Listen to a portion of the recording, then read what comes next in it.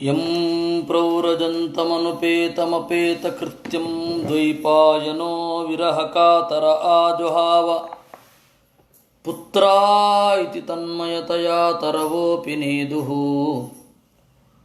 ತಂ ಸರ್ವಭೂತಹೃದಯಂ ಮುನಿಮಾನತೋಸ್ಮಿ.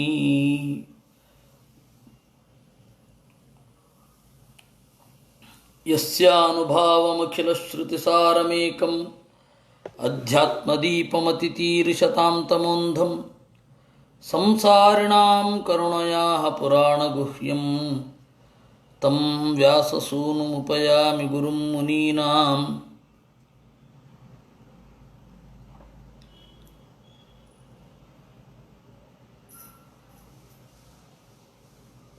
ನಾವು ನಾಸದಾಸೀತ್ ನೋಸದಾಸೀತ್ ಅನ್ನುವ ವೇದಮಂತ್ರದ, ಅದು ವೇದಮಂತ್ರ ಉಪಲಕ್ಷಣ, ಇಡೀ ಸೂತ್ರ ಹಾಗಿದೆ. ಇಡೀ ಸೂಕ್ತ ಋಗ್ವೇದದಲ್ಲಿ 10ನೇ ಮಂಡಲದಲ್ಲಿ ಬರುವ ಅನೇಕ ಒಗಟಿನ ಸೂಕ್ತಗಳಲ್ಲಿ ಅದು ಒಂದು. ಆ ಸೂಕ್ತದ ಸಾರಾಂಶವನ್ನು ವೇದವ್ಯಾಸರು ನಮಗೆ ಖಂಡರಿಸಿದ್ದಾರೆ, ತೋರಿಸಿ ಯಾವ ರೀತಿ ಅದನ್ನು ಅರ್ಥೈಸಬೇಕು ಅನ್ನೋದನ್ನು ಹೇಳಿದ್ದಾರೆ. ಆ ವೇದವ್ಯಾಸರ ಮಾತನ್ನು ಉಲ್ಲೇಖಿಸಿ, ಈ ವೇದವ್ಯಾಸರ ಮಾತು ಯಾವ ವೇದದ ಸಾರಾಂತ ಚಿಂತನೆ ಮಾಡಿಸಿ ನಮ್ಮ ಕೈನಲ್ಲಿ ಕೊಟ್ಟಿದ್ದಾರೆ.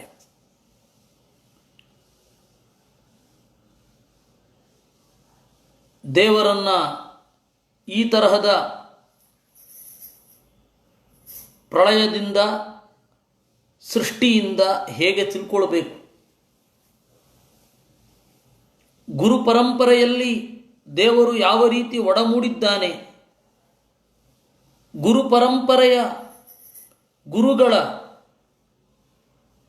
ಗಂಟಲಿನಿಂದ ಹೊಮ್ಮುವ ನಾದದಲ್ಲಿ, ಆ ನಾದ ಹೇಳುವ ವಿಷಯದಲ್ಲಿ ದೇವರ ಪಾತ್ರವೇನು, ಇವುಗಳನ್ನೆಲ್ಲ ಮಧ್ವರು ಭಾಗವತ ತಾತ್ಪರ್ಯ ನಿರ್ಣಯದಲ್ಲಿ ಬಹಳ ಸೊಗಸಾಗಿ ಹೇಳಿದ್ದಾರೆ. ಅದನ್ನು ನಾವು ನಿನ್ನೆ ನೋಡಿದ್ದೆವು. ಅದರ ಮುಂದುವರಿದ ಭಾಗ 13ನೆಯ ಒಂದು ಮಂತ್ರ. ತ್ರಿಗುಣಮಯ ಪುಮಾನಿತಿ ಯದಬೋಧಕೃತಾ ತ್ವಯಿ ನತು ಭವೇತ್ ತದವಬೋಧರಸೆ ಸದಿವ ಮನಸ್ತ್ರಿವೃತ್ವಯಿ ಭವತ್ಯಸತಾಂ ಮನುಜಾದಯೋ ವಿಮೃಶಂತಿ ಅಶೇಷಮಿದಂ ಆರ್ತತಯಾ ಆತ್ಮವಿದಃ.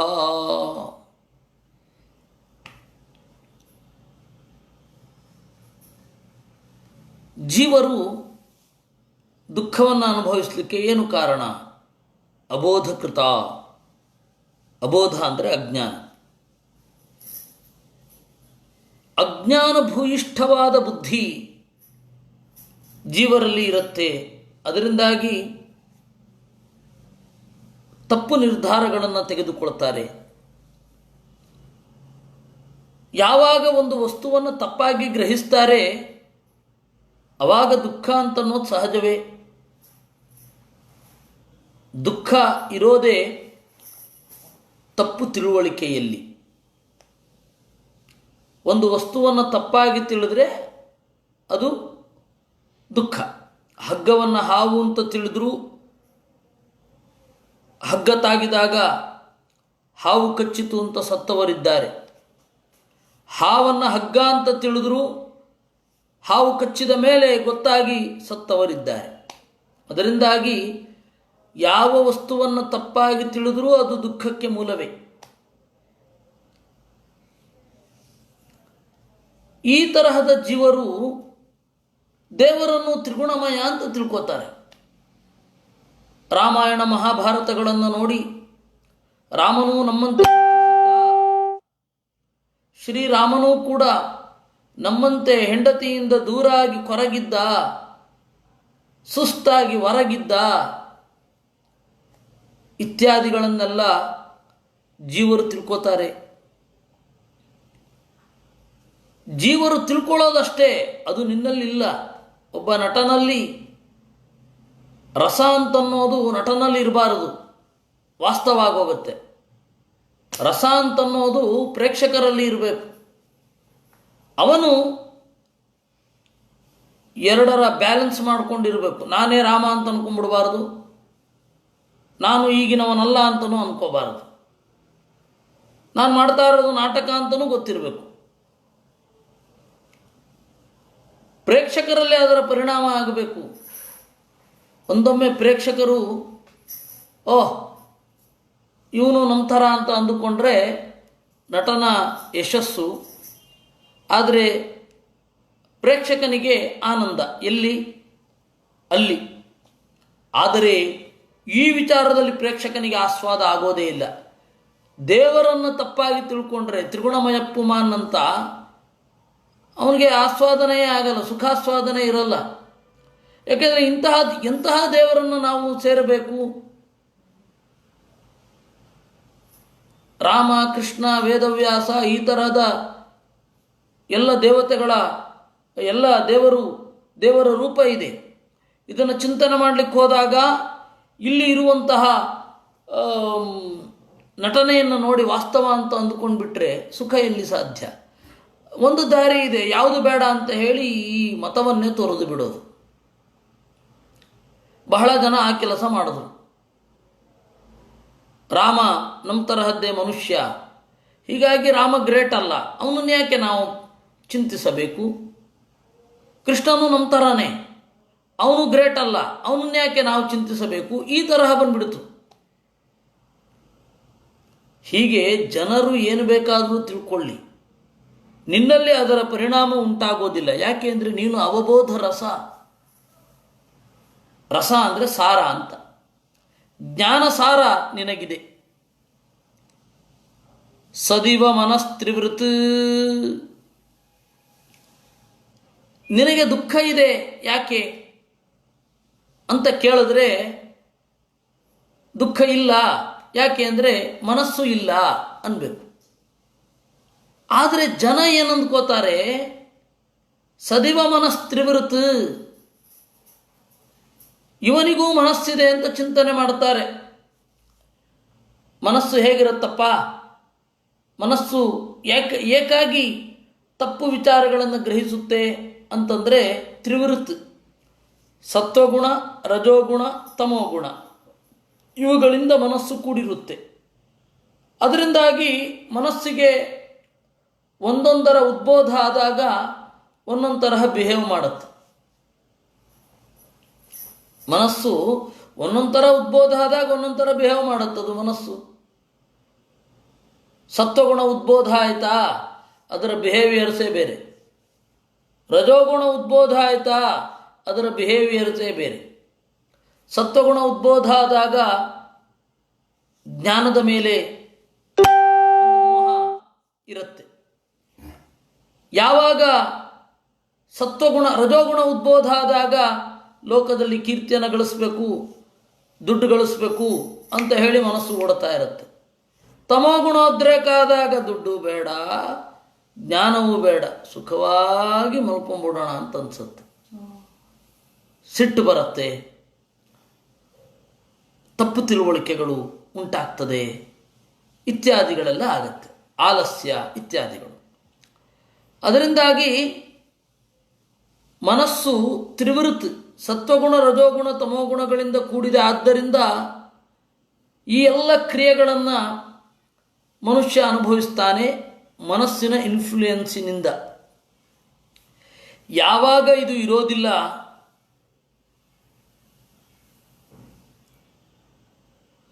ಇದ್ಯಾವ ಮನಸ್ಸಿನ ದೋಷಗಳು ದೇಹದಲ್ಲಿ ಕಂಡು ಬರಲ್ಲ. ದೇವರಲ್ಲಿ ಮನಸ್ಸು ಸತ್ವಗುಣ, ರಜೋಗುಣ, ತಮೋಗುಣಗಳ ಸಾಹಿತ್ಯದಿಂದ ಕೂಡಿಲ್ಲ, ಅಂದರೆ ತ್ರಿವೃತ್ ಅಲ್ಲ. ಜನ ಏನಂತ ಅನ್ಕೋತಾರೆ? ದೇವರ ಮನಸ್ಸು ಕೂಡ ತ್ರಿವೃತ್ ಅಂತ ಅಂದುಕೋತಾರೆ. ಅದು ಅಸತಾಂ, ಅಸಜ್ಜನರ ಪಕ್ಷ. ಅವರು ಹಾಗಂತ ಅರ್ಥ ಮಾಡ್ಕೊಳ್ತಾರೆ.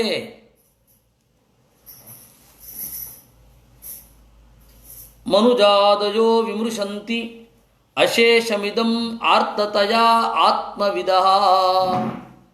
ಈ ಪ್ರಪಂಚ ಎಲ್ಲವೂ ಕೂಡ ದುಃಖದಿಂದ ಕೂಡಿದೆ ದೇವರನ್ನು ಬಿಟ್ಟು. ಆರ್ತ ಅಂದರೆ ಸಂಕಟದಿಂದ ಕೂಡಿದೆ. ದೇವರನ್ನು ಬಿಟ್ಟು ಇಡೀ ಪ್ರಪಂಚ ಸಂಕಟದಲ್ಲಿದೆ.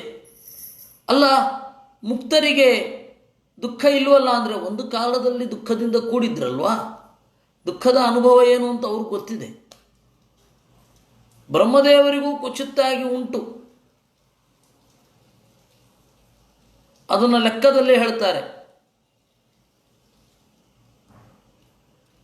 ಅಜ್ಞಾನಂತು ಚತುರ್ವಾರಂ ದ್ವಿವಾರಂ ಭಯಮೇವಚ ಇತ್ಯಾದಿಗಳಿಂದ 4 ಬಾರಿ ಅಜ್ಞಾನ, 4 ಬಾರಿ 2 ಬಾರಿ ಭಯ, ಹೀಗೆ ಬಂತು. ಅದೇನು ಒಂದು ಕ್ಷಣ ದೊಡ್ಡೋಯ್ತು.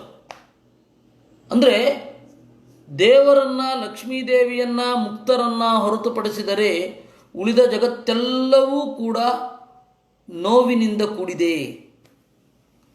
ಇವತ್ತಲ್ಲ ನಾಳೆ ನೋವಾಗತ್ತೆ, ನಿನ್ನೆ ಆದರೂ ನೋವಾಗಿತ್ತು, ಇದರಿಂದಲೇ ಇದೆ. ಈ ಹಿನ್ನೆಲೆಯಿಂದ ನಿನ್ನನ್ನು ಅದೇ ರೀತಿ ಅಂತ ಅಸಜ್ಜನರು ಅಂದ್ಕೋತಾರೆ. ಸಜ್ಜನರೇನು ಅಂದ್ಕೋತಾರೆ? ಇಲ್ಲ ಇಲ್ಲ, ಈ ದುಃಖಿಯಾದ ಪ್ರಪಂಚದ ಮಧ್ಯದಲ್ಲೇ ಇರುವ ದೇವರು ದುಃಖಿಯಲ್ಲ, ಅವನು ಸುಖಿಯೇ ಅಂತ ಅಂದುಕೊಳ್ತಾರೆ. ಇದಕ್ಕೆ ಮೂಲಭೂತವಾದ ವೇದ ಯಾವುದು? ಸತ್ವಾದಿಜಂ ದೇಹಮಥೋ ಮನಶ್ಚ ಸತ್ವಾದಿಬದ್ಧಂಚ ವದಂತ್ಯತಂತಹ ಪರಂ ಪುಮಾಂತಂ ನಸುರಾಸ್ತುತೈರ್ಹಿ ಜೀವಾಸ್ತು ದೃಷ್ಟ ಪರಮಾರ್ಥರೂಪಾ ಇತಿ ಸುರಾಯಣ ಶ್ರುತಿ. ಈ ವೇದದ ಹೆಸರೇ ವಿಚಿತ್ರ, ಸುರಾಯಣ ಶ್ರುತಿಯಂತೆ. ಸುರ ಅಂತಂದರೆ ದೇವತೆಗಳು.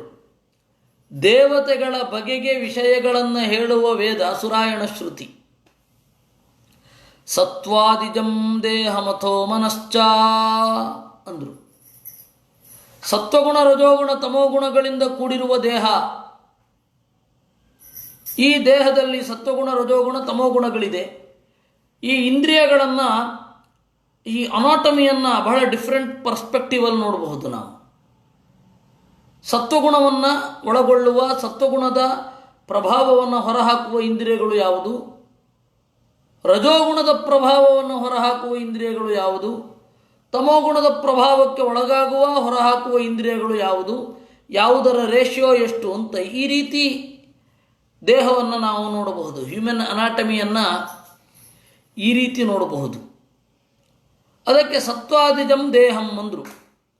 ಇನ್ನು ಮನಶ್ಚ, ಈ ಹೊರಗಡೆ ಸತ್ವಗುಣ, ರಜೋಗುಣ, ತಮೋಗುಣಗಳು ದೇಹದಲ್ಲಿ ನಿಂತು ಕಾಡ್ತಾ ಇರಬೇಕಾದ್ರೆ ಒಳಗಡೆ ಮನಸ್ಸು ಕೂಡ ಹಾಗೆ ಆಗೋಗ್ತಾ ಇರುತ್ತೆ.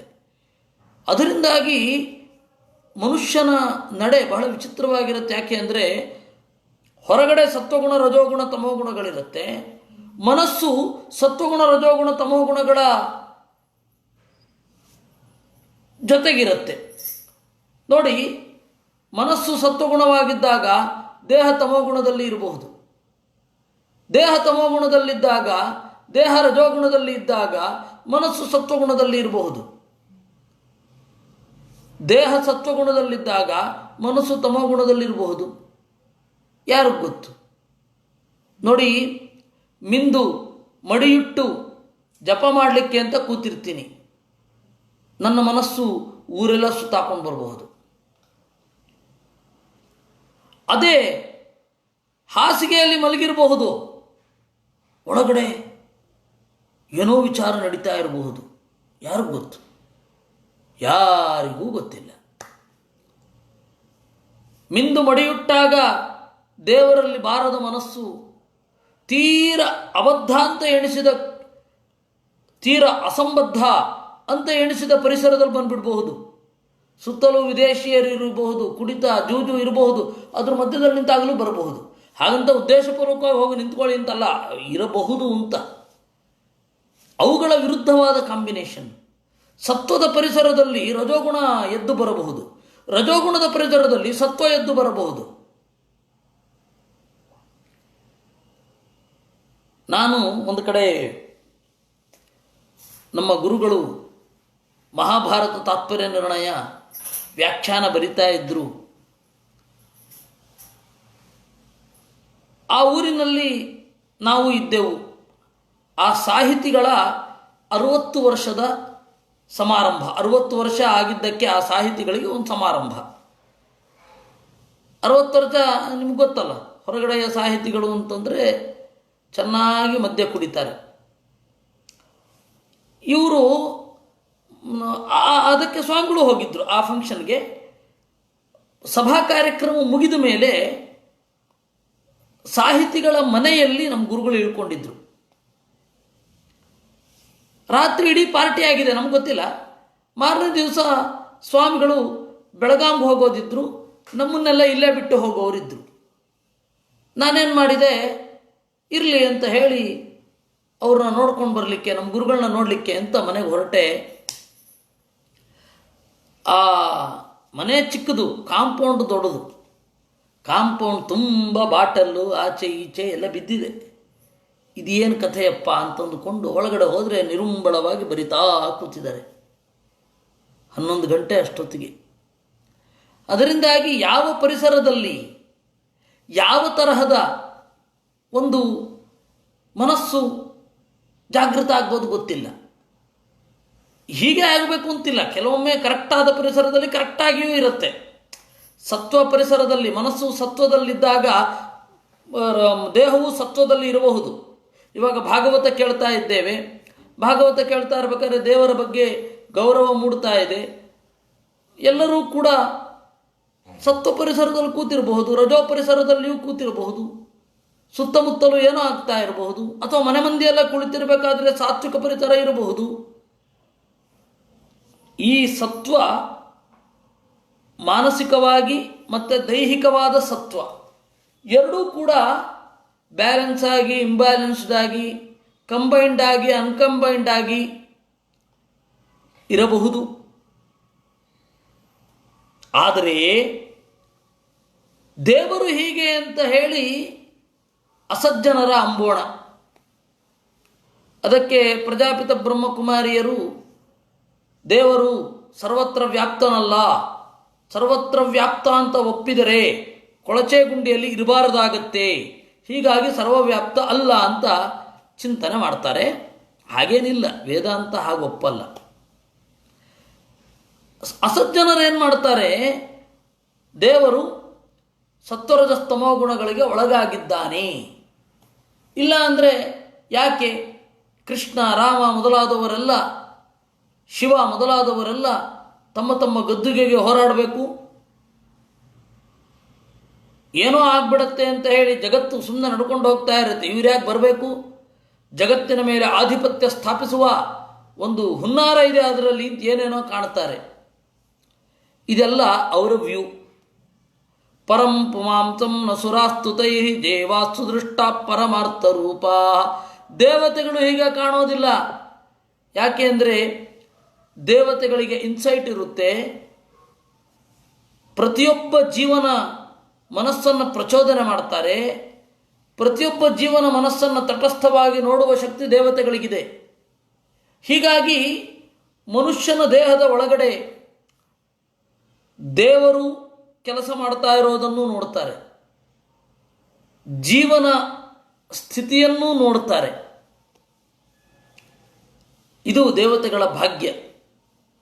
ದೇವತೆಗಳಿಗೆ ವಿಪರೀತ ವ್ಯಾಪ್ತವಾದ ಕೆಲಸ. ಹೀಗಾಗಿ ಒಂದು ರೂಪ ಇಲ್ವೇ ಇಲ್ಲ ಅವರಿಗೆ. ದೈತ್ಯರ ಒಳಗಡೆಯೂ ಅದೇ ದೇವತೆಗಳಿರ್ತಾರೆ. ದೈತ್ಯರ ಒಳಗಡೆ ಇರುವ ದೇವರ ಸುಖಪೂರ್ಣ ರೂಪವನ್ನು ನೋಡ್ತಾರೆ, ಜೊತೆಯಲ್ಲಿರುವ ದೈತ್ಯ ಜೀವವನ್ನು ನೋಡ್ತಾರೆ, ದೇವರನ್ನು ಚಿಂತನೆ ಮಾಡ್ತಾರೆ. ಹೀಗಾಗಿ ಪ್ರತಿಯೊಂದು ದೇಹ, ಪ್ರತಿಯೊಂದು ಮನಸ್ಸು, ಅವುಗಳ ಜೊತೆಗೆ ದೇವರ ಸಂಬಂಧ ಏನು ಅನ್ನೋದನ್ನು ನೋಡುತ್ತಾರೆ. ಜೀವರ ದುಃಖವನ್ನು ನೋಡಬಲ್ಲವರು ದೇವತೆಗಳು. ಆ ದೇವತೆಗಳಿಗೂ ಕೂಡ ಒಳಗಡೆ ಯಾವ ರೀತಿ ಅಪರೂಪಕ್ಕೆ ಒಂದು ಕ್ಷಣವೋ 2 ಸೆಕೆಂಡೋ ಕಲ್ಯಾವೇಶ ಆಗೋದು, ಅದರಿಂದ ಅವರ ದುಃಖ ದೇವರಿಗೆ ವಿರುದ್ಧವಾಗಿ ನಡೆಯೋದು, ಇವುಗಳನ್ನೆಲ್ಲ ಮುಖ್ಯ ಪ್ರಾಣ ಬ್ರಹ್ಮದೇವರು ನೋಡಿರ್ತಾರೆ. ಹೀಗಾಗಿ ಅವರಿಗೆ ಗೊತ್ತಿದೆ, ದೇವತೆಗಳಿಗೆ ದೇವರು ನಿರ್ದುಃಖ ಸುಖಪೂರ್ಣ ಅನ್ನೋದು ಅವರಿಗೆ ಗೊತ್ತಿದೆ. ಯಾಕೆಂದರೆ ಸಾಕ್ಷಿ ನೇರವಾಗಿ ನೋಡ್ತಾರೆ. ಆ ಹಿನ್ನೆಲೆಯಲ್ಲಿ ಜೀವರು ಪರಮಾರ್ಥರು, ಆರ್ತರು ಅಂದರೆ ದುಃಖಿತರು. ಇದು ಸುರಾಯಣ ಶ್ರುತಿ. ಇದನ್ನು ಭಾಗವತದ ಈ ಭಾಗ ಹೇಳಿದ್ದು. ಇದಕ್ಕೆ ವ್ಯಾಖ್ಯಾನಭೂತವಾಗಿ ಏನೇನಿದೆ, ಸಂವಾದಿಯಾಗಿ ಏನೇನಿದೆ ಅನ್ನೋದನ್ನು ನೋಡೋಣ. ತ್ರೈಗುಣ್ಯ ದೇಹೇಂದ್ರಿಯ ಕಮಾಸುರ ಜಾನತೆ ಹರಿಂ ತ್ರಿಗುಣಾತೀತ ಬೀಜೇ ಚ ಮತ ಪೂರ್ಣ ಸುಖಂ ನರಾ ಜಾನಂತಿ ಗುಣಬದ್ಧತ್ವಾತ್ ಜೀವಾನ್ ಆರ್ತಾಂಶ್ಚ ಕೃತ್ಸ್ನಶಃ ಅನಾರ್ಥಶ್ಚ ಪ್ರಸಾದೇನ ತೇಷಾಂ ಆರ್ತಿ ವಿನಾಚನಂ ಇತಿ ಚೈತನ್ಯ ವಿವೇಕೇ. ಈ ಗ್ರಂಥದ ಹೆಸರು ಚೈತನ್ಯ ವಿವೇಕ ಅಂತ.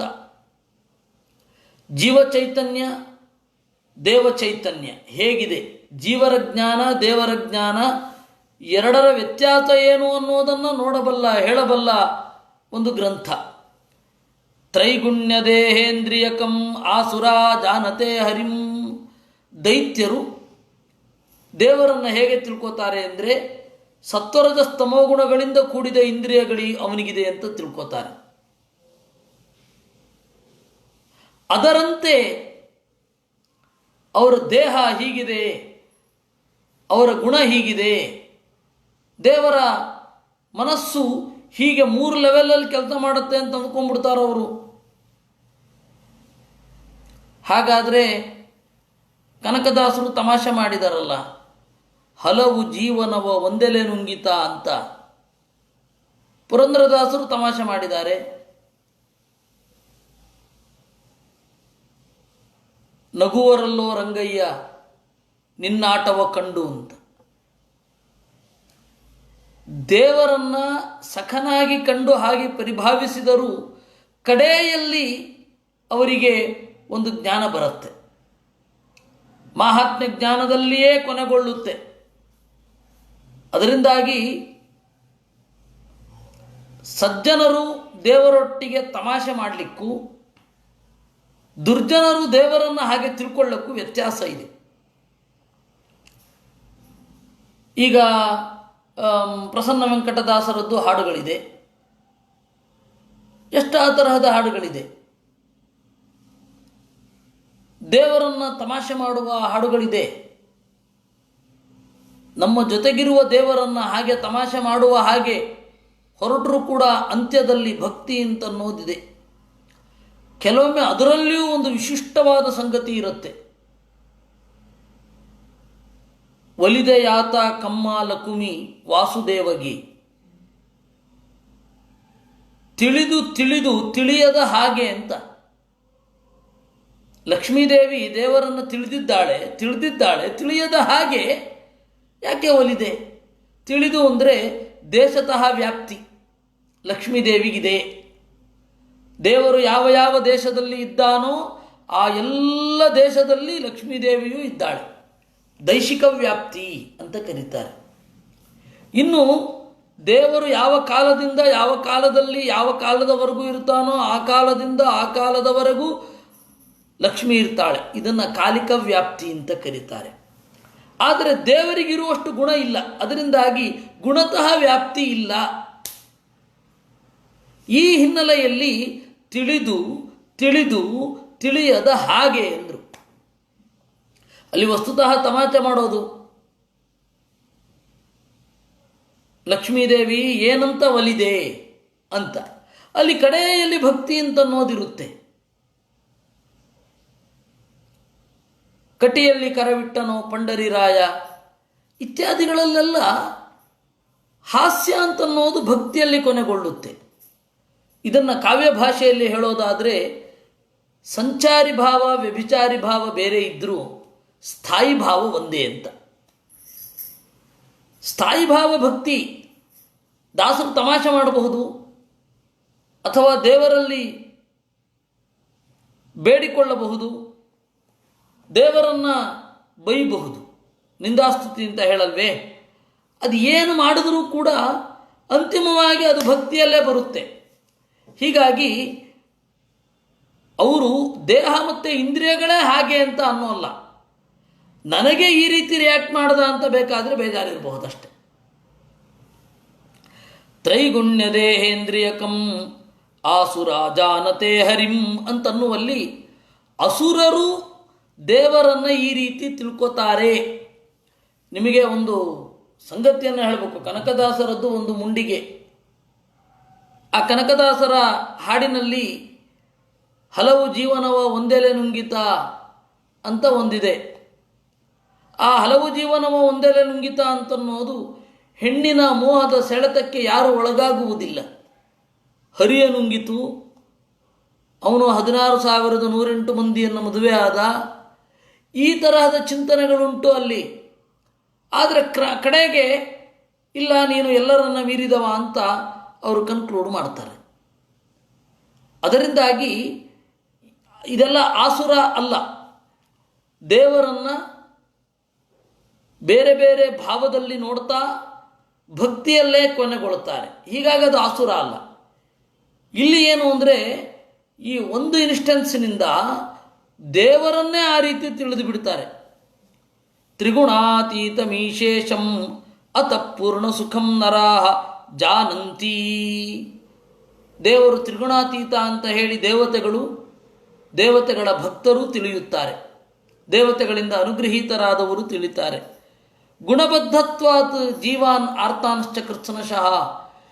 ಜೀವರು ಗುಣಬದ್ಧರಾಗಿದ್ದಾರೆ, ಸತ್ವಗುಣ ರಜೋಗುಣ ತಮೋಗುಣಗಳಿಗೆ ಬದ್ಧರಾಗಿದ್ದಾರೆ. ಆದ್ದರಿಂದ ಆರ್ತಾಹ ದುಃಖಪಟ್ಟಿದ್ದಾರೆ ಅಂತಲೂ ತಿಳಿತಾರೆ. ದೇವರು ಅನಾರ್ಥ ಅಂದರೆ ದೇವರು ದುಃಖಿಯಲ್ಲ.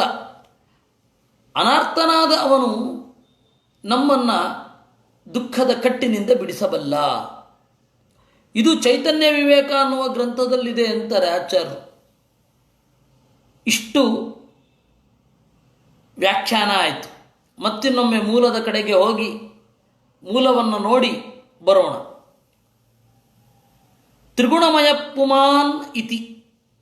ಸತ್ವಗುಣ ರಜೋಗುಣ ತಮೋಗುಣಗಳಿಂದ ಕೂಡಿದವ ಎಂದು ತ್ವಯಿ ನಿನ್ನಲ್ಲಿ ಅಬೋಧಕೃತ ಅಜ್ಞಾನದಿಂದ ಬಂದ ಅಭಿಪ್ರಾಯವಾಗಿದೆ. ಅವಬೋಧರಸೆ ಅರಿವೇ ಸಾರವಾಗಿರುವ ಅವನಲ್ಲಿ ನತು ತದ್ಭವೇತ್, ಅದಾಗೋದೇ ಇಲ್ಲ.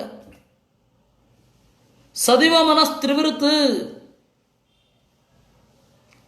ಮನಸ್ಸು ಏನಿದೆ ಅದು ತ್ರಿವೃತ್, ಸತ್ವಗುಣ ರಜೋಗುಣ ತಮೋಗುಣಗಳಿಂದ ಕೂಡಿದೆ. ಅದು ನಿನ್ನಲ್ಲಿ ಇದೆ. ತ್ವಯಿ ಭವತಿ, ನಿನ್ನಲ್ಲಿಯೂ ಇದೆ ಅಂತ ಹೇಳಿ ಅಸತಾಮ್ಮತಂ, ಅಸಜ್ಜನರ ಮತ. ಮನುಜಾದಯೋ ವಿಮೃಶಂತಿ. ಕೆಲವೊಮ್ಮೆ ಮನುಷ್ಯರು ಹಾಗೆ ತಿಳ್ಕೋತಾರೆ, ಅವ್ರ ಬಿಹೇವಿಯರ್ಸಲ್ಲಿ ಅದು ಕಾಣುತ್ತೆ. ಏನೆಲ್ಲ ಅನ್ಯಾಯಗಳನ್ನು ಮಾಡಿ ದುಃಖ ಬಂದಾಗ ಒಂದು ಹೋಮ ಮಾಡಿದರೆ ನಮಗೆ ಆ ಎಲ್ಲ ದುಃಖದಿಂದ ಪರಿಹಾರ ಆಗಿಬಿಡಬೇಕು ಅಂತ ಅನ್ಕೋತಾರೆ. ದೇವರಲ್ಲಿ ಪ್ರಾರ್ಥನೆ ಮಾಡೋದು, ದೇವರಲ್ಲಿ ಹಾಗೆ ಪ್ರಾರ್ಥನೆ ಮಾಡೋದ್ರಿಂದ ದೇವರು ಅವನಿಗೆ ಇಷ್ಟ ಇದ್ದರೆ ನಮ್ಮನ್ನು ಬಿಡುಗಡೆ ಮಾಡ್ತಾನೆ ಅಂತ ಅಂದುಕೊಳ್ಳೋದು ಸರಿಯಾದ ಕ್ರಮ. ದುಃಖದಿಂದ ಕೂಡಿದ್ದು ಪ್ರಾರ್ಥನೆ ಮಾಡಬಾರದು ಅಂತ ಯಾರೂ ಹೇಳಲಿಲ್ಲ. ಪ್ರಾರ್ಥನೆ ಈಡೇರದಾಗ ದೇವರೇ ಇಲ್ಲ ಅಂತ ಅನ್ನೋದು ಅಸಂಗತ, ದೇವರನ್ನು ಬೈಯೋದು ಅಸಂಗತ. ಅದರಿಂದಾಗಿ ಮನುಜಾದಯ ಅಂದರು, ಮನುಷ್ಯರು ಮೊದಲಾದವರು. ವಿಮೃಶಂತಿ ಅಶೇಷಮಿದಂ ಆರ್ತತಯ ಆತ್ಮವಿದ. ಆತ್ಮವಿದ ದೇವರನ್ನು ನೇರವಾಗಿ ತಿಳಿದು ಪಡೆದಿರುವ ದೇವತೆಗಳು ಇದಂ ಅಶೇಷಂ ಆರ್ತತಯ ವಿಮೃಶಂತಿ. ಇದೆಲ್ಲವನ್ನು ಆರ್ತ ಅಂತ ನೋಡುತ್ತಾರೆ. ಇಷ್ಟು 13ನೆಯ ಒಂದು ಮಂತ್ರ. ಇನ್ನು 14ನೆಯ ಮಂತ್ರಕ್ಕೆ ಹೋಗೋಣ. ನಹಿ ವಿಕೃತಂ ತ್ಯಜಂತಿ ಕನಕಸ್ಯ ತದಾತ್ಮತಯಾ ಸ್ವಕೃತಮನುಪ್ರವಿಷ್ಟ ಇದಮಾತ್ಮತಯಾ ರಸಿತಂ ತವಯೇ ಪರಿಚರಂತಿ ಅಖಿಲ ತತ್ವನಿಕೇತತಯಾ ನತು ತೇ ಪದಾಕ್ರಮಂತಿ ಅವಿಗಣಯ್ಯ ಶಿರೋ ನಿರುತೆ. ಇದು ಒಂದು ವಿಷಮ ಛಂದಸ್ಸು.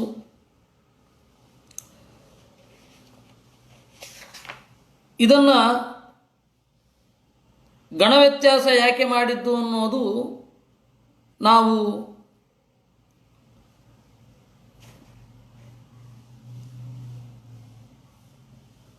ನಂತರ ನೋಡುವ. ಅದು ಛಂದಶಾಸ್ತ್ರದ ಒಳಗಡೆಯ ಪ್ರಕ್ರಿಯೆ. ಲಘು ಗುರುಗಳ ವ್ಯತ್ಯಾಸ ಯಾಕಾಯಿತು ಅಂತ ಇಷ್ಟು ಸಾಕು. ಈಗ ಇದೊಂದು ವಿಷಮ ಛಂದಸ್ಸು, ಗಣಗಳ ವ್ಯತ್ಯಾಸ ಇದೆ.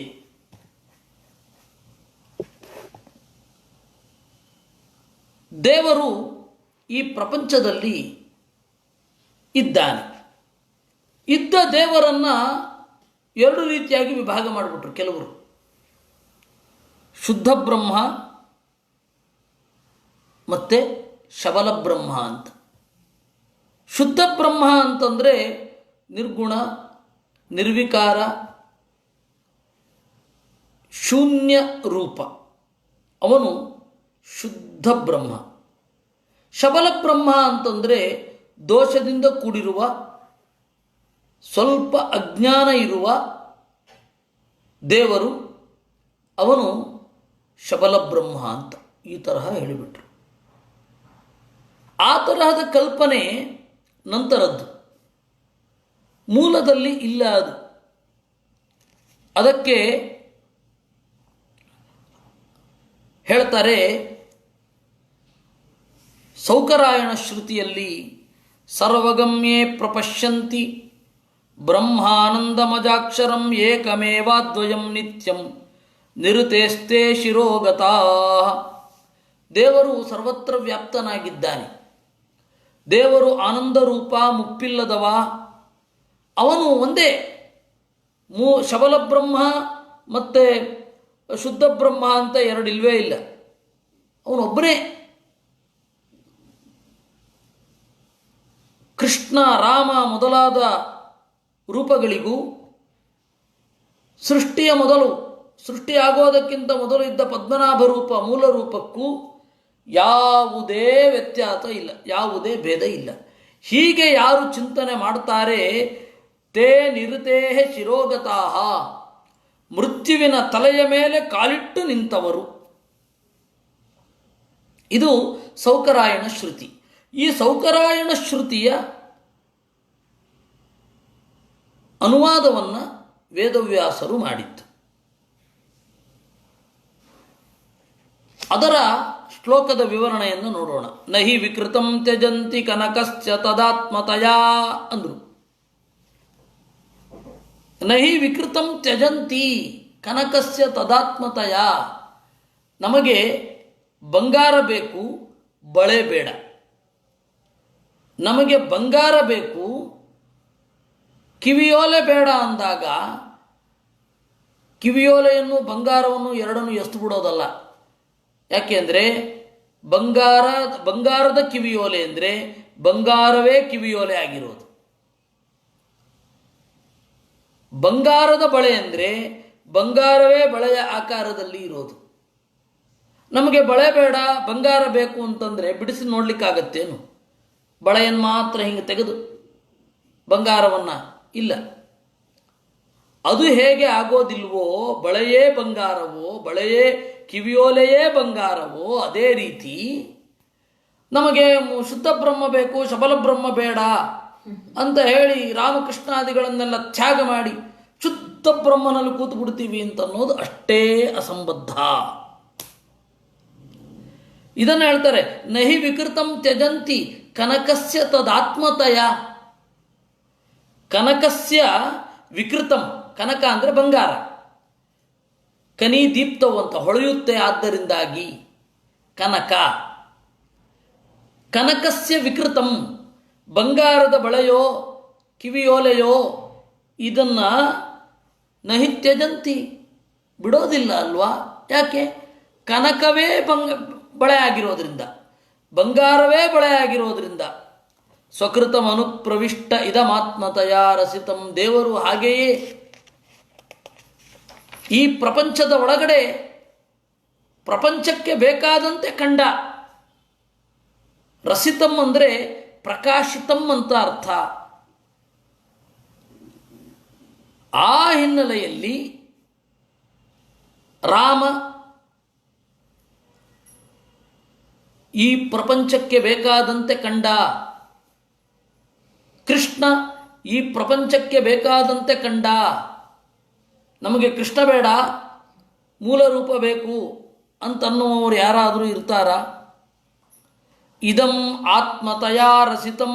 ಮತ್ತೆ ಕಾಲ ಬಂದಾಗ ಅದೇ ತನ್ನ ರೂಪವನ್ನು ಆತ್ಮತಯ, ನಾನೇ ಅಂತ ಹೇಳಿ ದೇವರು ತೋರಿಸಿದ್ದಾನೆ.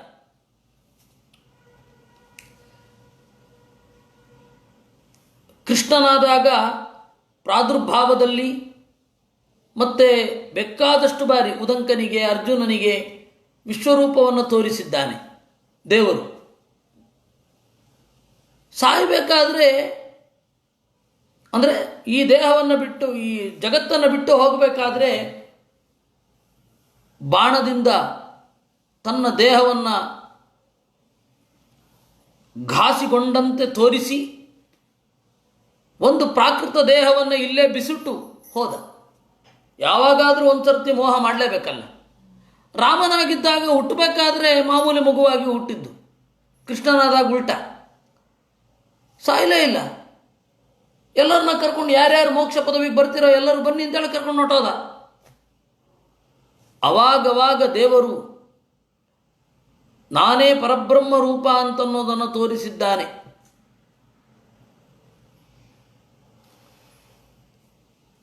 ರಾವಣನ ಮೂಲಬಲ ಬಂದಾಗ ಕೋಟ್ಯಂತರ ರಾಮರೂಪಗಳನ್ನು ತೋರಿಸಿಕೊಂಡು ನಿಂತ ಅಂತೆ. ಕಪಿಗಳ ಅವಶ್ಯಕತೆ ನನಗಿಲ್ಲ ಅಂತ. ಹೀಗೆ ದೇವರು ಕೆಲವೊಂದು ಸಂದರ್ಭಗಳಲ್ಲಿ ನನಗೂ ಪರಬ್ರಹ್ಮನಿಗೂ ಭೇದ ಇಲ್ಲ, ಶಬಲಬ್ರಹ್ಮ ಮತ್ತು ಪರಬ್ರಹ್ಮ ಅಂತನ್ನುವ ಭೇದ ಅಸಂಗತ ಅನ್ನೋದನ್ನು ಆಗಾಗ ತೋರಿಸಿದ್ದಾನೆ.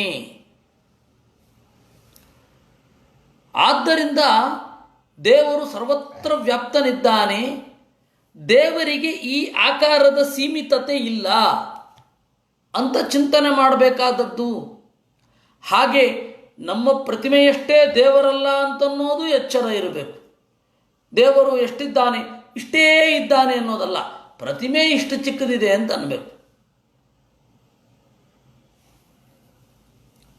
ಇತ್ತಂ ಯೇ ಜ್ಞಾತ್ವ ಪರಿಚರಂತಿ ತವ ಸ್ವರೂಪಂ ತೇ ಋತಾತ್ಮಕ ಬ್ರಹ್ಮ ಪ್ರಾಪ್ತಿ ವಿರುದ್ಧತ್ವಾತ್ ನಿರೃತ್ಯಾಕ್ಷ ಸಂಸಾರಸ್ಯ ಶಿರಃ ಪದ ಆಕ್ರಮಂತಿ. ಯಾರಿಗೆ ಈ ಸ್ಫುಟವಾದ ಅರಿವು ಇದೆ ಅವರು ಸಂಸಾರದ ತಲೆಯ ಮೇಲೆ ತಮ್ಮ ಕಾಲನ್ನು ತುಳಿಯುತ್ತಾರೆ ಅಂದರೆ ಏನರ್ಥ? ಮುಕ್ತರಾಗ್ತಾರೆ ಅಂತ ಅರ್ಥ. ಇದಕ್ಕೆ ಸಂವಾದಿಯಾಗಿ ಗಾರುಡದ ಮಾತು ಇದೆ. ಗಾರುಡ ಅಂದರೆ ಗರುಡ ಪುರಾಣವೋ ಅಥವಾ ಗಾರುಡ ಅಂತಂದರೆ ಪಂಚರಾತ್ರ ಸಂಹಿತೆಯೋ ಗೊತ್ತಿಲ್ಲ. ಯಾಕೆ ಅಂತಂದರೆ ಈಗ ಇರುವ ಗರುಡ ಪುರಾಣ ಯದ್ವಾ ಇಂಟರ್ಪೊಲ್ಯೂಟೆಡ್, ಅದರಿಂದಾಗಿ ನಮಗಲ್ಲಿ ಸಿಗಲ್ಲ. ಗಾರುಡ ಅಂತ ಹೇಳಿ ಪಂಚರಾತ್ರ ಸಂಹಿತೆಗೂ ಅನೇಕ ಪಂಚರಾತ್ರ ಸಂಹಿತೆಗಳಿದೆ, ಸಾವಿರಾರು ಸಂಹಿತೆಗಳಿದೆ ಪಂಚರಾತ್ರದ್ದು. ಈಗ ಒಂದು 5-6 ಪ್ರಾಚೀನ ಸಂಹಿತೆಗಳು ಸಿಗುತ್ತೆ ಪಂಚರಾತ್ರದ್ದು. ಉಳಿದದ್ದೆಲ್ಲ ಯದ್ವಾ ಏನೇನೋ ಸೇರಿಸ್ಬಿಟ್ಟಿದ್ದಾರೆ. ಅದರಿಂದಾಗಿ ಗಾರುಡ ಅಂದರೆ ಏನು ಅಂತ ನಮ್ಗೆ ಗೊತ್ತಿಲ್ಲ. ಒಟ್ಟು ಅದೊಂದು ಗ್ರಂಥ. ಆ ಗ್ರಂಥದಲ್ಲಿ ಈ ರೀತಿ ಮಾತಿದೆ ಸಂವಾದ. ಯಥೈವ ಕುಂಡಲಂ ತ್ಯಕ್ತ್ವಾ ನಾದಾತುಂ ಕನಕಂ ಶಕಂ ತಸ್ಯೈವ ತದವಸ್ಥತ್ವಾತ್ ಕೇವಲಾಭೇದತ ಸ್ಫುಟಂ ಏವಂ ತುರಾತುರನರೇಷು ಆಸ್ಥಿತೋ ಭಗವಾನ್ ಹರಿಃ ನೈವ ಭೇದೇನ ಮಂತವ್ಯೋ ಜೀವಭೇದೇ ತು ಸತ್ಯಪಿ. ಯಥೈವ ಕುಂಡಲಂ ತ್ಯಕ್ತ್ವಾ, ಕಿವಿಯೋಲೆಯನ್ನು ಬಿಟ್ಟು ಕನಕಂ ನಾದಾತುಂ, ಕೇವಲ ಬಂಗಾರವನ್ನು ತೆಗೆದುಕೊಳ್ಳಲು ಸಾಧ್ಯವಿಲ್ಲವೋ? ಯಾಕೆ ಅಂದರೆ ತಶ್ಚೈವ ತದವಸ್ಥತ್ವಾತ್, ಬಂಗಾರವೇ ಕಿವಿಯೋಲೆಯಂತೆ ಆಗಿರುವುದರಿಂದ ಅಥವಾ ಬಳೆಯಂತೆ ಆಗಿರುವುದರಿಂದ ಕೇವಲ ಭೇದತಃ ಅಭೇದ ಇದೆ. ಬಂಗಾರದ ಕಿವಿಯೋಲೆ ಅಂದರೆ ಬಂಗಾರವೇ ಕಿವಿಯೋಲೆ. ನಾವೇನು ಮಾಡ್ತೇವೆ, ಅದು ಅರ್ಥ ಆಗಲಿ ಅಂತ ಹೇಳ್ತೇವೆ. ಕೇವಲ ಕಿವಿಯೋಲೆ ಅಂತಂದರೆ ಅವನು ಏನಂತ ಅರ್ಥ ಮಾಡ್ಕೋತಾನೋ, ಅರ್ಥದ ಸೌಕರ್ಯಕ್ಕಾಗಿ ನಾವೇನು ಮಾಡ್ತೇವೆ, ಬಂಗಾರದ ಅಂತ ಹೇಳ್ತೇವೆ. ವಸ್ತುತಃ ಅಲ್ಲಿ ಭೇದ ಇಲ್ಲ. ಇವಾಗ ಮಣ್ಣಿನ ಮಡಕೆ, ಮಣ್ಣಿನ ಮಡಕೆ ಅಂತ ಯಾಕೆ ಹೇಳಬೇಕು? ಮಣ್ಣೆ ಮಡಕೆ. ಹೌದು, ಆ ಮಡಿಕೆಯ ಆಕೃತಿಯಲ್ಲಿ ಲೋಹಗಳಿರಬಹುದಲ್ವೇ? ತಾಮ್ರದ ಕೂಡ ಉಂಟು, ಹಿತ್ತಾಳೆ ಕೂಡ ಉಂಟು. ಕನ್ಫ್ಯೂಸ್ ಮಾಡ್ಕೊಳ್ಬಾರ್ದು ಅಂತ ಆ ರೀತಿ ಹೇಳ್ತಾರಷ್ಟೇ. ಅದರಿಂದಾಗಿ ಅಲ್ಲಿ ಅಭೇದವೇ ಅರ್ಥ, ಇಂಡಿಫರೆನ್ಸೇ ಅರ್ಥ. ತಾಮ್ರದ ಕೊಡ ಅಂದ್ರೇನು? ತಾಮ್ರವೇ ಕೊಡ. ಹಿತ್ತಾಳೆ ಕೊಡ ಅಂದ್ರೇನು? ಹಿತ್ತಾಳೆಯೇ ಕೊಡ. ಬಂಗಾರದ ಕೊಡ ಅಂದ್ರೇನು? ಬಂಗಾರವೇ ಕೊಡ. ಹಾಗೆ ಇಂಡಿಫರೆನ್ಸ್ ಈಸ್ ದ ಮೀನಿಂಗ್. ಈ ಹಿನ್ನೆಲೆಯಲ್ಲಿ ಹೇಳಿದ್ದು ನಾದಾತುಂ ಕನಕಂ ಶಕಂ ಅಂದರು. ತಶ್ಚೈವ ತದವಸ್ಥತ್ವಾತ್ ಕೇವಲ ಭೇದತ ಸ್ಫುಟಂ. ಅದು ಹೇಗೆ ಬಂಗಾರದ ಒಂದು ಕೊಡವೋ, ಬಂಗಾರದ ಇದು ಅಲ್ಲಿ ಹೇಗೆ ಅಭೇದವೋ, ಅದೇ ರೀತಿ ದೇವರು ರಾಮರೂಪನಾದ. ರಾಮನಿಗೂ ಆ ಪರಬ್ರಹ್ಮನಿಗೂ ಅಭೇದ, ಕೃಷ್ಣನಿಗೂ ಪರಬ್ರಹ್ಮನಿಗೂ ಅಭೇದ.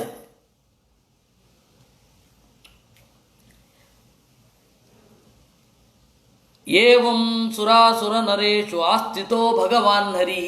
ಇದೇ ರೀತಿ ದೇವತೆಗಳಲ್ಲಿ, ದೈತ್ಯರಲ್ಲಿ, ಬೇರೆ ಬೇರೆ ಜೀವರಲ್ಲಿ ಇರುವ ಪರಮಾತ್ಮ ಭಿನ್ನ. ಆ ಅಂತರ್ಯಾಮಿ ರೂಪವೂ ಮತ್ತು ಮೂಲ ರೂಪವೂ ಅಭಿನ್ನ. ಯೇ ತಥಾ ಭಿನ್ನಮೀಚೇತಂ ಪಶ್ಯಂತಿ ಪರಮರಚಯಃ ಋತಪ್ರಾಪ್ತಿ ವಿರುದ್ಧತ್ವಾತ್ ಸಂಸಾರ ನಿರುತೇಶ್ಚಿರಃ ಅಗಣಯ್ಯ ಪದಾಕ್ರಮ್ಯ ವೈಷ್ಣವಂ ನಿಲಯಂ ಯಯುಹು ಇತಿ ಗಾರುಡೇ. ನಿರತಿ ಅಂತಂದರೆ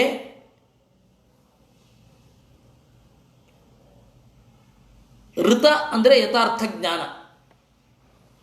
ಋತಂ ವದಿಷ್ಯಾಮಿ, ಸತ್ಯಂ ವದಿಷ್ಯಾಮಿ ಅಂತಿದೆಯಲ್ಲ.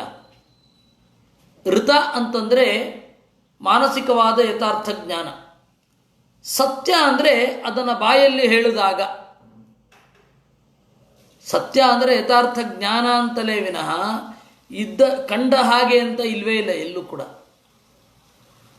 ಸತ್ಯ ಅಂತಂದರೆ ಕಂಡ ಹಾಗೆ ಹೇಳೋದು ಅಂತ ಅರ್ಥ ಅಲ್ಲ, ಇದ್ದ ಹಾಗೆ ಹೇಳೋದು ಅಂತಲೇ ಅರ್ಥ. ಇದ್ದ ಹಾಗೆ ಹೇಳಬೇಕಾದ್ರೆ ಒಂದು ಯಥಾರ್ಥ ಜ್ಞಾನ ಬಂದಿರಬೇಕು. ಅದನ್ನು ಋತ ಅಂತ ಕರೀತಾರೆ. ನಿಋತ ಅಂತಂದರೆ ಯಥಾರ್ಥ ಜ್ಞಾನ ಏನಿದೆ ಅದು ಇಲ್ಲದೇ ಇರುವ ಸ್ಥಿತಿ, ಅದು ನಿಋತ. ಯಥಾರ್ಥ ಜ್ಞಾನ ಇಲ್ಲದಿದ್ದಾಗ ಏನಾಗುತ್ತೆ? ಆ ಜ್ಞಾನ ಬರುತ್ತೆ. ದೇವರ ಜ್ಞಾನ ಇರಲ್ಲ, ತಪ್ಪು ತಿಳುವಳಿಕೆ ಇರುತ್ತೆ, ಸಂಸಾರ ಬರುತ್ತೆ.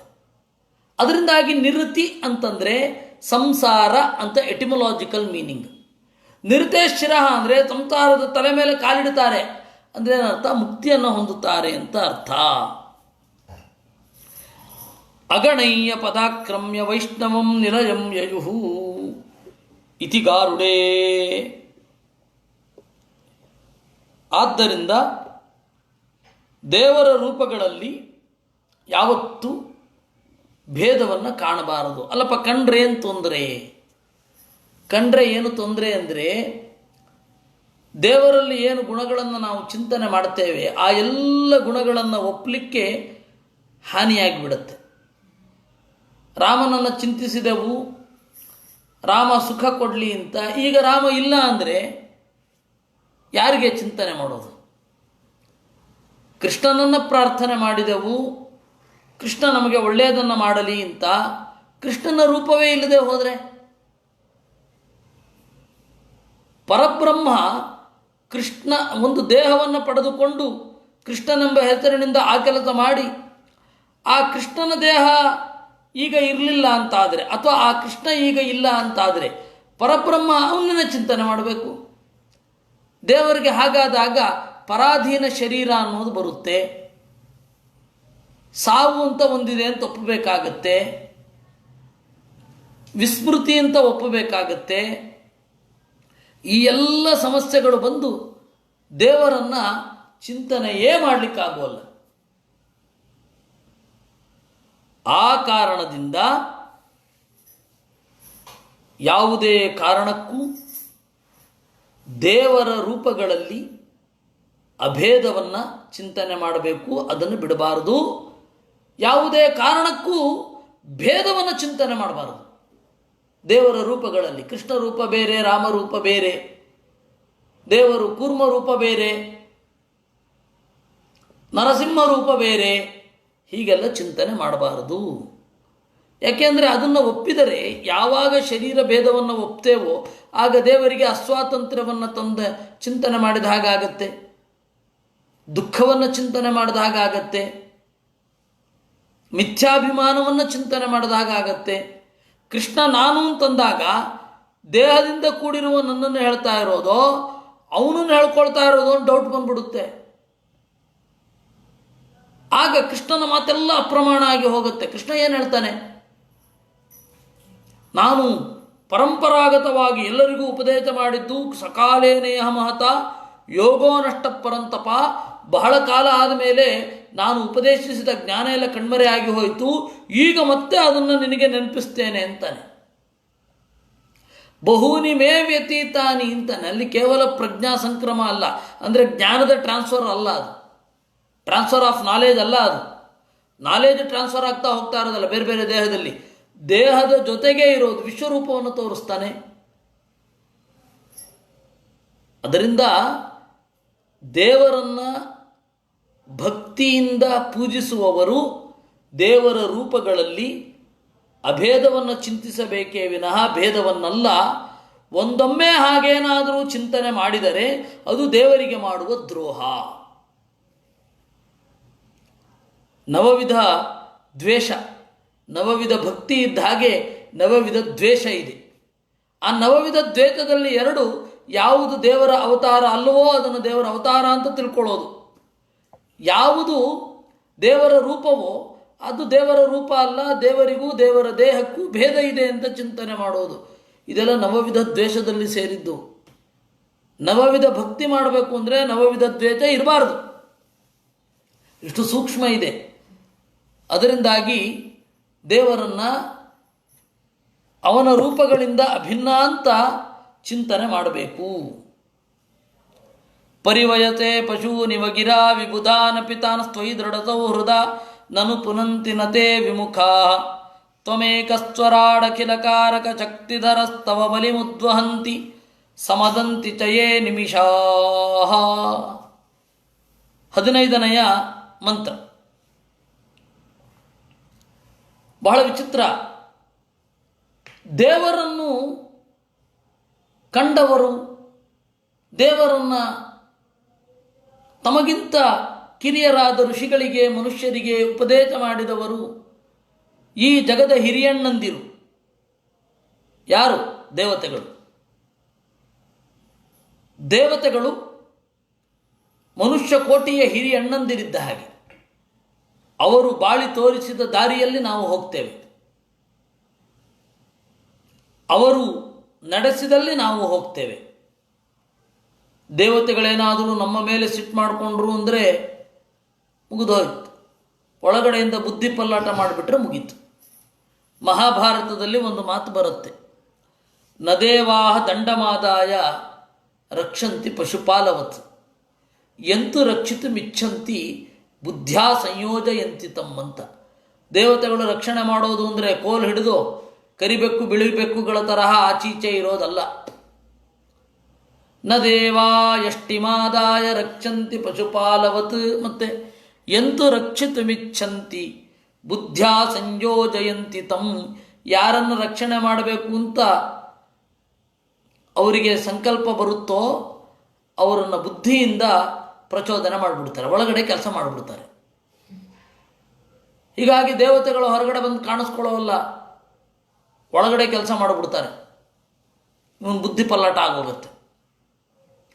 ಹೀಗಾಗಿ ನಮ್ಮ ಹಿರಿಯರು ಕೇಳಿದ್ದು ಧಿಯೋ ಯೋ ನ ಪ್ರಚೋದಯಾತ್. ಎಲ್ಲ ಗಾಯತ್ರಿ ಮಂತ್ರಕ್ಕೂ ಇದೊಂದು ಕಾಮನ್. ತನ್ನೋ ರುದ್ರ ಪ್ರಚೋದಯಾತ್, ತನ್ನ ಷಣ್ಮುಖ ಪ್ರಚೋದಯಾತ್. ಹಾಗೆ ಪ್ರಚೋದಯಾತ್, ಪ್ರಚೋದನೆ ಮಾಡಲಿ ಅಂತ. ಇಷ್ಟರೊಂದಿಗೆ ನಾವು ಹೋಗೋಣ. ಇಂತಹ ದೇವತೆಗಳನ್ನು ದೇವರು ಕಟ್ಟಿ ಹಾಕಿದ್ದಾನೆ. ಪರಿವಯಸೆ ಪಶೂನಿವಾ, ಪಶುಗಳ ಹಾಗೆ ಕಟ್ಟಿ ಹಾಕಿದ್ದಾನಂತೆ ದೇವತೆಗಳನ್ನು. ಹಗ್ಗ ಯಾವುದು ಸ್ವಾಮಿ? ಗಿರಾ ಅಂದರು. ಮಾತೆಂಬ ಹಗ್ಗದಿಂದ ದೇವತೆಗಳನ್ನು ಕಟ್ಟಿ ಹಾಕಿದ್ದಾನೆ. ನಮಗೂ ಮಾತು ಅನ್ನೋದು ಹಗ್ಗವೇ. ನಾಮ ದಾಮ ಚ ಅಂತ ಉಪನಿಷತ್ತು. ಹೆಸರು ಅನ್ನೋದು ಒಂದು ದೊಡ್ಡ ಹಗ್ಗ ಅಂತ. ನಿಮ್ಮನ್ನು ನಮ್ಮ ಕಡೆ ತಿರುಗಿಸ್ಕೋಬೇಕು ಅಂತಂದರೆ ಹೇಗೆ? ಹೆಸರು ಕೂಡಿದ್ರೆ, ಹೆಸರು ಕೂಗಿದ್ರೆ ನಿಮ್ಗೆ ತಿರುಗ್ತಾರೆ. ನಾಮ ದಾಮ ಚ, ನಾಮವೆಂಬ ಹಗ್ಗದಿಂದ ಈ ಪ್ರಪಂಚವನ್ನು ಒಬ್ಬರಿಗೊಬ್ಬರಿಗೆ ಕಟ್ಟಿ ಹಾಕಿದ್ದಾನೆ. ತಂದೆ, ಮಗ, ತಾಯಿ, ತಂದೆ, ಇವೆಲ್ಲ ನಾಮದ ಬಂಧನವೇ. ಆ ಬಂಧನ ಎಲ್ಲೂ ಕೂಡ ಕಾಣೋಲ್ಲ. ನಾಮವೇ. ಇವರು ತಾಯಿ, ತಾಯಿ ಅಂತನ್ನುವ ನಾಮ, ಮಗ ಅಂತನ್ನುವ ನಾಮ. ಈ ತರಹ ಕಟ್ಟಿ ಹಾಕಿದ್ದಾನೆ ಜೀವರನ್ನು. ಜೀವರನ್ನು ಮಾತ್ರ ಅಲ್ಲ, ದೇವತೆಗಳನ್ನು ಕೂಡ. ವಿಬುಧಾ ನಪಿ ಅಂದರು. ಇಂದ್ರ ಅಂತ ಪದವಿ, ಮನೋಭಿಮಾನಿತ್ವ ಅಂತ ಪೋರ್ಟ್ಫೋಲಿಯೋ. ಹೀಗೆ ಆ ವೇದವೆಂಬ ಮಾತಿನಿಂದ ಅವರನ್ನು ಕಟ್ಟಿ ಹಾಕಿದ್ದೀಯ. ನಾವು ವೇದವೆಂಬ ಮಾತಿನಿಂದ ಕಟ್ಟಲ್ಪಟ್ಟವರೇ. ವೈಶ್ವಿಕ ಸತ್ಯ ಏನಿದೆ ಅದರಿಂದ ನಾವು ಕಟ್ಟಲ್ಪಟ್ಟಿದ್ದೇವೆ. ತ್ವಯಿ ದೃಢ ಸೌಹೃದಾನನು ಪುನಂತಿನತೆ ವಿಮುಖಾ. ಅವರನ್ನು ಜಗತ್ತಿನ ರಕ್ಷಣೆಯ ಕಾರ್ಯದಲ್ಲಿ ನೀನು ತೊಡಗಿಸಿದ್ದೀಯಾ. ಅವರು ಜಗತ್ತಿನ ಕಾರ್ಯವನ್ನು ಮಾಡ್ತಾ ಇದ್ದಾರೆ. ಯಾಕೆ ಅಂತಂದರೆ ನಿನ್ನ ಪೂಜೆ ಅಂತನ್ನುವ ಭಾವನೆಯಿಂದ. ಅದಕ್ಕೆ ಹೇಳಿದರು ಅವರು, ತ್ವಯಿ ದೃಢ ಸೌಹೃದಾಹ, ನಿನ್ನಲ್ಲಿ ಭಕ್ತಿ ಇದೆ ಅವರಿಗೆ. ನೀನು ಅವರನ್ನು ವೇದವೆಂಬ ಹಗ್ಗದಿಂದ ಕಟ್ಟಿ ಹಾಕಿದ್ದಿ ಪಶುಗಳ ಹಾಗೆ. ಜ್ಞಾನಿಯನ್ನೇ ದೇವಪಶು ಅಂತ ಕರೀತಾರೆ. ದೇವತೆಗಳು ಜ್ಞಾನಿಯನ್ನು ಹೇಗೆ ಪ್ರೀತಿಸ್ತಾರೆ ಅಂತಂದರೆ, ಕುದುರೆಯನ್ನು ಮನುಷ್ಯರು ಪ್ರೀತಿಸಿದ ಹಾಗೆ. ಒಂದು ಕಡೆಯಿಂದ ಇನ್ನೊಂದು ಕಡೆಗೆ ಹೋಗಬೇಕು ಅಂತ ಕುದುರೆಯನ್ನು ಬಳಸ್ತಾರೆ. ಹಾಗೆ ದೇವತೆಗಳು ಬೇರೆ ಬೇರೆ ಅವರಿಗೆ ನಮ್ಮ ಜ್ಞಾನ ಆಗಬೇಕು ಅಂತ ಜ್ಞಾನಿಗಳನ್ನು ಪ್ರೀತಿಸ್ತಾರೆ. ಹಾಗಾಗಿ ದೃಢ ಸೌಹೃದಾಹ ನನು ಪುನಂತಿ, ನಿನ್ನಲ್ಲಿ ದೇವತೆಗಳ ಪಶು ಜ್ಞಾನಿ, ದೇವತೆಗಳು ಕೂಡ ದೇವರ ಪಶುಗಳು. ನನು ಪುನಂತಿ ನತೆ ವಿಮುಖಾ, ಅವರು ಯಾರನ್ನು ಪವಿತ್ರಗೊಳಿಸ್ತಾರೆ ಅಂದರೆ ನಿನ್ನಲ್ಲಿ ವಿಮುಖರಾದವರನ್ನು ಪವಿತ್ರಗೊಳಿಸುವುದಿಲ್ಲ ದೇವತೆಗಳು. ತ್ವಮೇಕ ಸ್ವರಾಟ್, ನೀನೊಬ್ಬ ಚಕ್ರವರ್ತಿ. ಅಖಿಲ ಕಾರಕ ಶಕ್ತಿಧರ ಅಂದರು. ಅಖಿಲ ಕಾರಕ ಶಕ್ತಿಧರ, ಎಲ್ಲರನ್ನೂ ಕೂಡ ನಿಯಂತ್ರಿಸಬಲ್ಲ ಶಕ್ತಿ ನಿನಗಿದೆ. ತವ ಬಲಿಮುದ್ವಹಂತಿ ಸಮದಂತಿ ಚಯೇ ನಿಮಿಷಾ. ತವ ಬಲಿಮುದ್ವಹಂತಿ, ಅವರು ಮಾಡುವ ಜಗತ್ತಿನ ಕಾರುಭಾರ ಎಲ್ಲ ನಿನ್ನ ಪೂಜೆ.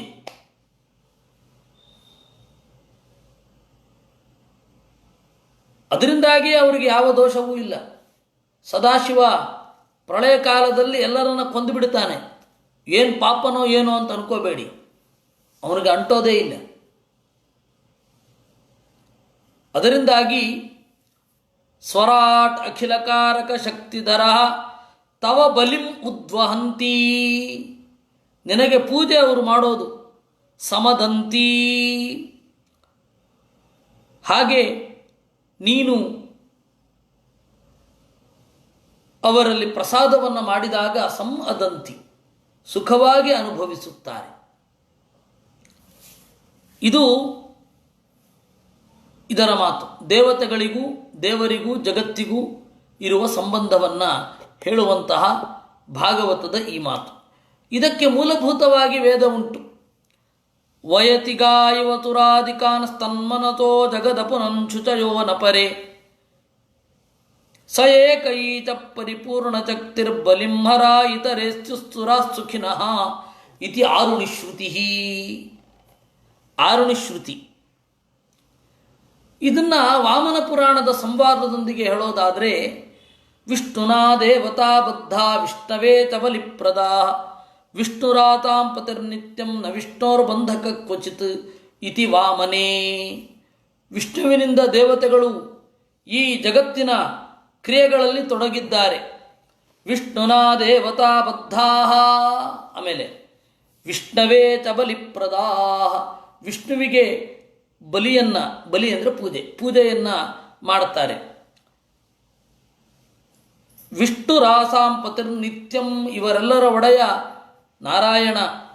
ನ ವಿಷ್ಣೋರ್ ಬಂಧಕ ಕ್ವಚಿತ್, ವಿಷ್ಣುವಿಗೆ ಬಂಧಕ ಬೇರೆ ಯಾರೂ ಇಲ್ಲ ಅಂತ ಹೇಳಿ ವಾಮನದಲ್ಲಿ ಇದೆ. ದೇವತೆಗಳು ಈ ಶುನಶ್ಶೇಫನನ್ನು ಬಿಡಿಸಿದ್ರು.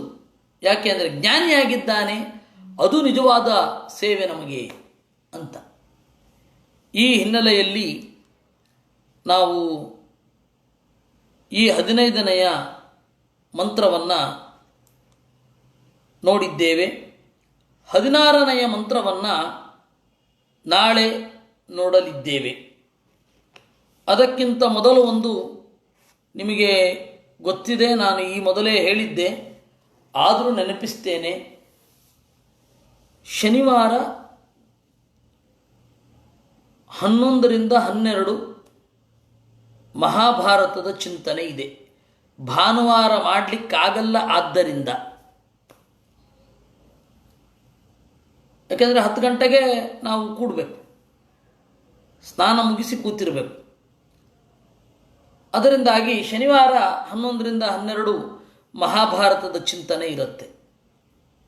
ಇನ್ನು ಶನಿವಾರ ಭಾನುವಾರ 2 ದಿವಸ ಸಂಜೆ 7ರಿಂದ 8 ಭಾಗವತ ನಡ್ಕೊಂಡೇ ಹೋಗ್ಬೋದು, ಅದಕ್ಕೆ ಯಾವ ಅಡ್ಡಿಯೂ ಬರೋದಿಲ್ಲ. ಭಾನುವಾರ 10 ಗಂಟೆಯ ಮೇಲೆ ಏನೇನು ಪಾಠಗಳಿತ್ತು ಅದಿರಲ್ಲ. ವಸ್ತುತಃ ಭಾನುವಾರವೂ ಬೆಳಗ್ಗೆ ಬ್ರಹ್ಮಸೂತ್ರ ಭಾಷ್ಯದ ಚಿಂತನೆ ಇರುತ್ತೆ. ಆಮೇಲೆ ಇನ್ನೊಂದು ಪಾಠವೂ ಇದೆ ಶನಿವಾರ ಭಾನುವಾರ, ಅದು ಇರುತ್ತೆ. ಇಲ್ಲದೆ ಇರೋದು ಭಾನುವಾರ 11ರಿಂದ 12 ಗಂಟೆ ತನಕದ ಪಾಠ ಮಾತ್ರ ಇಲ್ಲ. ಯಾಕೆಂದರೆ ಅದನ್ನು ನಾವು ಶನಿವಾರವೇ ಮಾಡಿಬಿಟ್ಟಿರ್ತೇವೆ. ಇಷ್ಟು ಹಿನ್ನೆಲೆಯೊಂದಿಗೆ ಇವತ್ತಿನ ಚಿಂತನೆಯನ್ನು ಮುಗಿಸೋಣ. ದೇವರಲ್ಲಿ ಎಲ್ಲವನ್ನು ಅರ್ಪಿಸೋಣ. ಕೃಷ್ಣಾರ್ಪಣಮಸ್ತು.